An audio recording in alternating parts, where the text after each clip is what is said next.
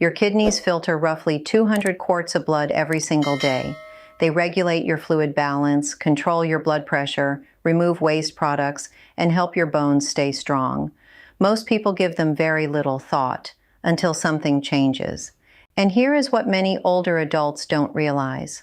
Some of the foods we think of as healthy, including several common vegetables, can place an unexpected burden on kidneys that are already working a little harder than they used to. By the time you reach your 60s, your kidneys have been working continuously for 6 decades. That's remarkable. But with age, kidney function naturally declines, even in people who are otherwise healthy. Doctors measure this with something called the GFR, glomerular filtration rate. It's simply a way of estimating how efficiently your kidneys are filtering your blood.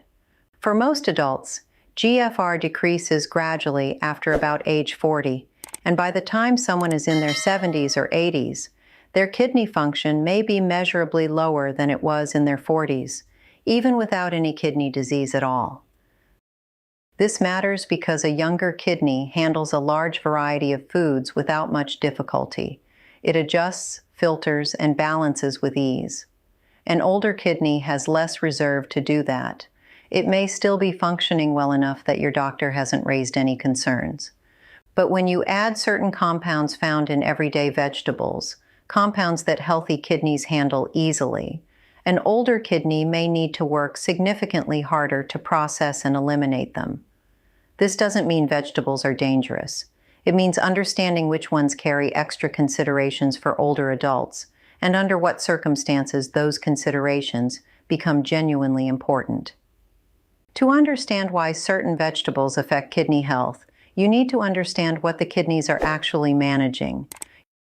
Your kidneys act as sophisticated filters. Blood flows in carrying everything your body has absorbed, nutrients, waste products, minerals, and compounds from digested food. The kidneys sort through all of it, keeping what the body needs and passing the rest out through urine. 2 things become especially relevant here. The first is potassium. Potassium is an essential mineral your body needs for muscle function, nerve signaling, and heart rhythm. Most vegetables contain it. Healthy kidneys regulate potassium levels in the blood very precisely. If potassium rises too high, a condition called hyperkalemia, it can disrupt the electrical signals that control your heartbeat. When kidneys are functioning well, they eliminate excess potassium efficiently. When kidney function is reduced, that elimination process slows, and potassium can accumulate in the blood. The second compound is oxalate. Oxalate is a naturally occurring substance found in many plant foods. Inside the body, oxalate binds with calcium and other minerals. Healthy kidneys filter oxalate out through urine. But when oxalate levels are consistently high, it can contribute to the formation of kidney stones, hard mineral deposits that form inside the kidney. In people who have already had a kidney stone or whose kidneys are not filtering as efficiently, oxalate from food becomes a more meaningful consideration. So the concern with certain vegetables is not that they are harmful foods. It is that they contain potassium, oxalate, or other compounds that require healthy kidney function to process without consequence. One of the challenges with kidney health is that the kidneys are quiet organs. Unlike the heart, which gives you noticeable feedback, or the stomach, which tells you immediately when something is wrong, the kidneys can lose significant function before a person notices much at all. Some signs that deserve attention include swelling in the feet or ankles, changes in how frequently you urinate, urine that appears unusually foamy or dark, persistent fatigue that doesn't improve with rest, and mild but ongoing lower back discomfort near the sides, not the kind from a pulled muscle, but a deeper, duller sensation. None of these symptoms confirms a kidney problem on its own. They each have several possible causes. But in the context of age-related changes in kidney function, they are worth mentioning to your doctor, especially if they are new or gradually worsening. It's also worth understanding that feeling fine does not automatically mean your kidneys are filtering at full capacity. A routine blood test that includes creatinine levels and an estimated GFR gives your doctor a clearer picture than symptoms alone. The most common mistake older adults make in this area is treating all vegetables as equally safe in unlimited amounts simply because they are vegetables. The word healthy covers a wide range of biological effects, and what's excellent for your cardiovascular system or your digestion may require more thought when kidney function is part of the picture. Another understandable mistake is not knowing your own kidney function numbers.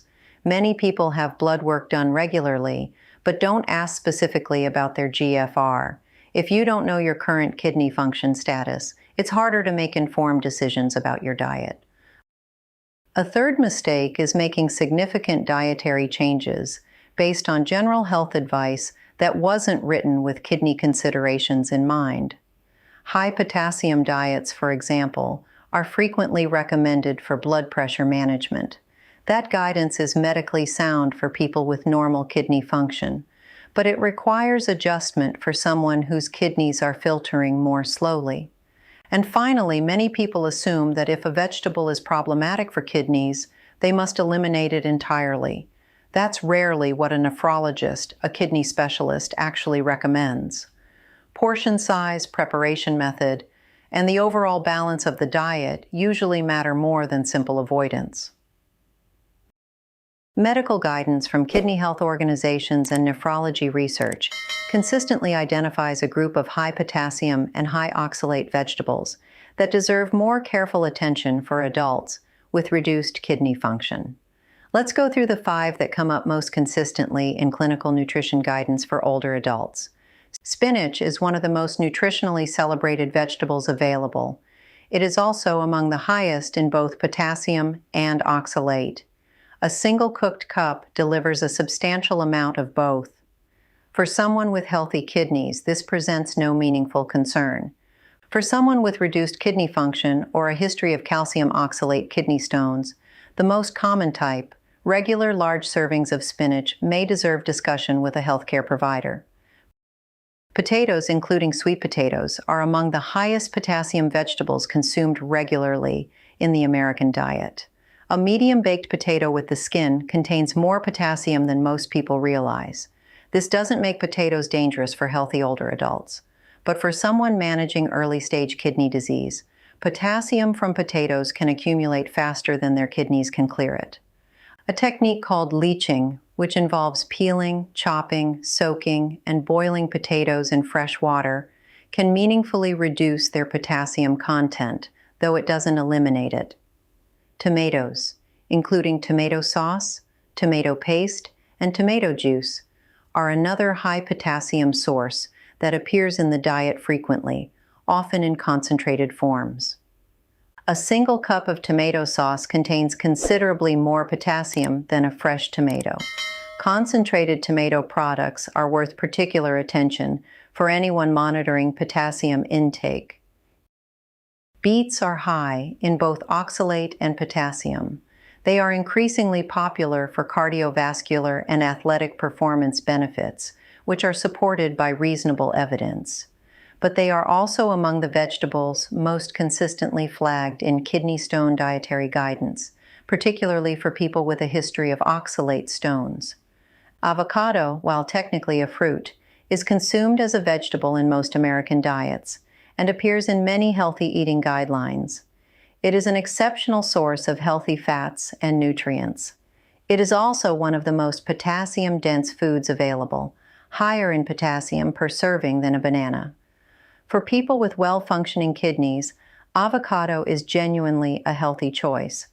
For older adults with reduced kidney function, portion awareness becomes relevant.